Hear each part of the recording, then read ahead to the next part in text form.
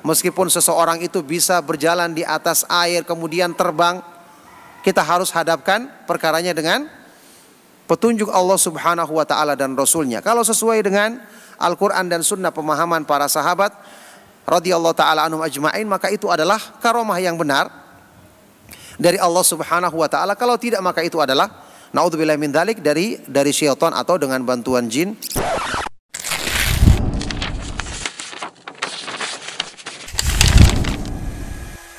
Masalah karomah, kita tahu Ahlus Sunnah wal Jamaah menetapkan adanya karomah dari orang-orang yang beriman, orang-orang yang dipilih oleh Allah Subhanahu wa ta'ala, ya, yakni peristiwa-peristiwa yang luar biasa yang Allah Subhanahu wa ta'ala jadikan untuk meneguhkan keimanan mereka. Contoh tadi seperti kisah Ashabul Kahfi dan yang lainnya. Cuman kemudian tentu saja patokan yang untuk kita bisa menilai karomah di sini, ya, karena karomah itu hal-hal yang luar biasa juga bisa dilakukan oleh tukang sihir misalnya. Bahkan orang-orang yang tidak beragama Islam dengan bantuan jin atau dengan, ya, yang kita ketahui perkara-perkara yang bertentangan dengan Islam seperti sihir atau yang lainnya. Maka untuk membedakannya adalah kita lihat dari pemahamannya. Kita lihat dari pemahaman dan praktek pengamalan dari orang tersebut. Kalau dia sendiri orangnya tidak mengajarkan tauhid, bahkan menyampaikan pernyataan-pernyataan yang bertentangan dengan tauhid atau melakukan perbuatan bid'ah, kita yakin ini bukan dari karomah yang berasal dari sisi Allah Subhanahu wa ta'ala.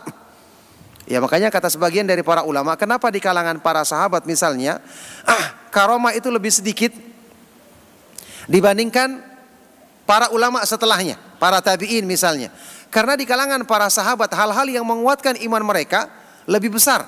Mereka sudah punya keyakinan, ya, yang lebih kuat dibandingkan para ulama yang datang setelah mereka. Adapun para ulama yang datang setelah mereka, Allah Subhanahu wa ta'ala kuatkan keyakinan mereka dengan karomah tersebut, karena tentu keyakinan mereka tidak sekuat para sahabat radhiyallahu ta'ala anhum ajma'in. Oleh karena itu karomah ini juga bukan sesuatu yang bisa orang itu munculkan kapan dia kehendaki. Tidak. Ketika dalam kondisi-kondisi tertentu Allah Subhanahu wa ta'ala ingin menguatkan hambanya ini, yang menolong dia agar semakin yakin dengan pemahaman yang dipegangnya, yang sesuai dengan petunjuk Allah Subhanahu wa ta'ala dan Rasulnya sallallahu alaihi wa alihi wasallam. Makanya kita kenal seperti pernyataan Imam Syafi'i rahimahullah ta'ala yang menyebutkan ya, meskipun seseorang itu bisa berjalan di atas air kemudian terbang, kita harus hadapkan perkaranya dengan petunjuk Allah Subhanahu wa ta'ala dan Rasulnya. Kalau sesuai dengan Al-Quran dan Sunnah pemahaman para sahabat